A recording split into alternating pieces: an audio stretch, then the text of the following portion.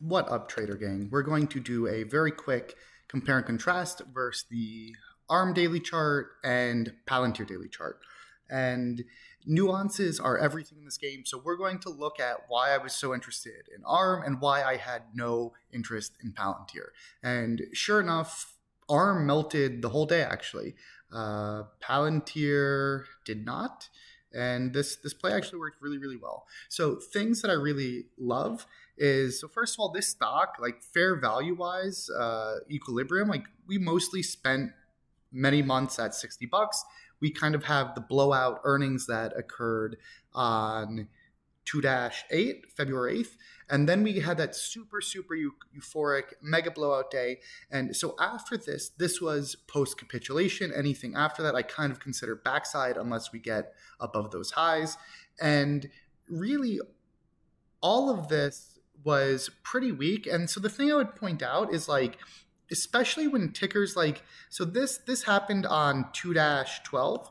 And so meanwhile, look what NVIDIA is doing after that. So NVIDIA then goes on to have like another massive, massive leg where it goes up like 30% plus.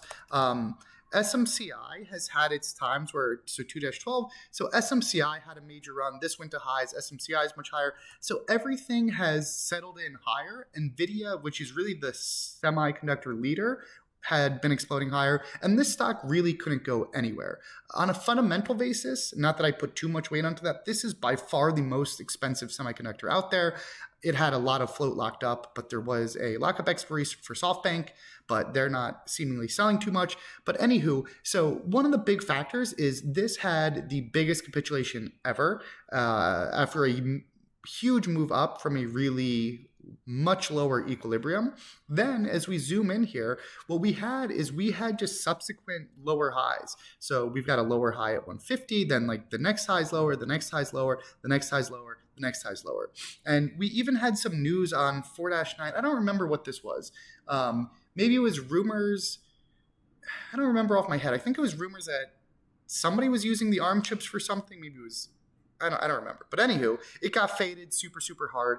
And the stock has been really pressing down on a very clear support level. That's what I also like about this. And even this subsequent little bouncer, it's getting weaker.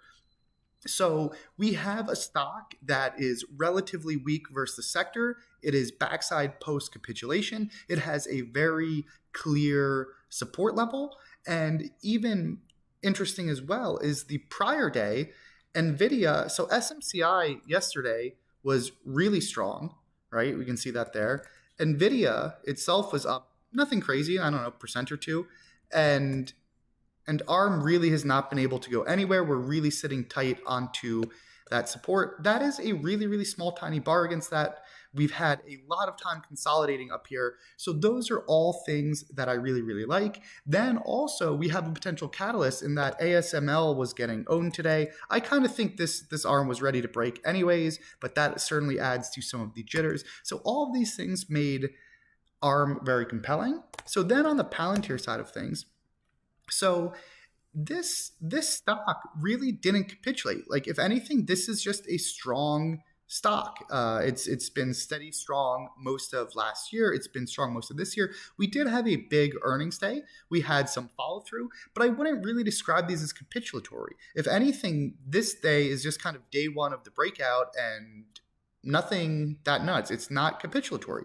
We steadily go higher. There's no big down days. There's no blow off tops. This stock is just a strong stock. Nothing euphoric about it.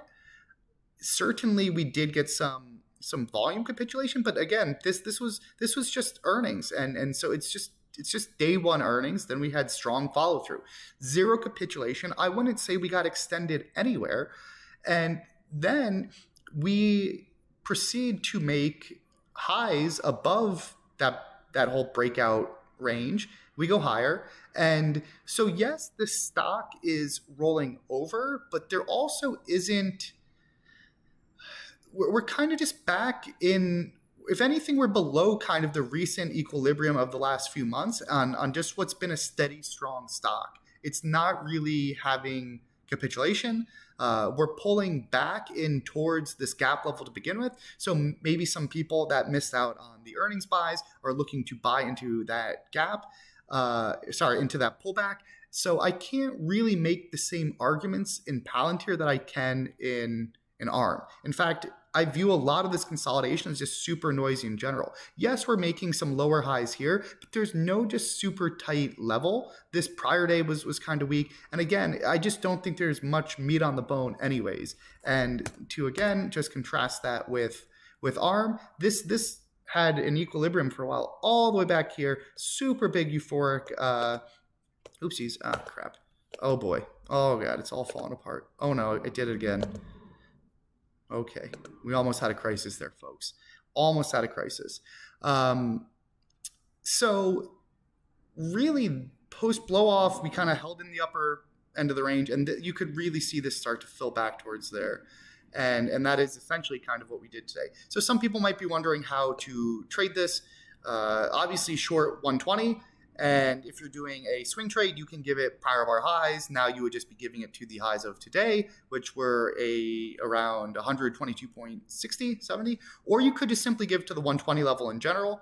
And another way to do that as an intraday trade, that's the beauty of this as well today, is even the intraday kind of set up nice, where we were weak into 120-ish. We then roll over, we break into that level. And yes, it's kind of a little bit of a chase to short that 120, but this is such a big level on the daily where I don't even mind necessarily potentially just giving this to high of day, even beyond the break of prior bar highs. It really depends how you want to structure this. But there's a lot of ways to play it. Nothing so crazy. I don't think this was some incredible, amazing op, but I just think for swing trading, it's quite an interesting daily setup. That's kind of how I structure this. I wasn't doing anything intraday or anything. And yeah, just food for thought. Those nuances matter. And that's kind of how I dissect these charts. Hope it helps. Thank you.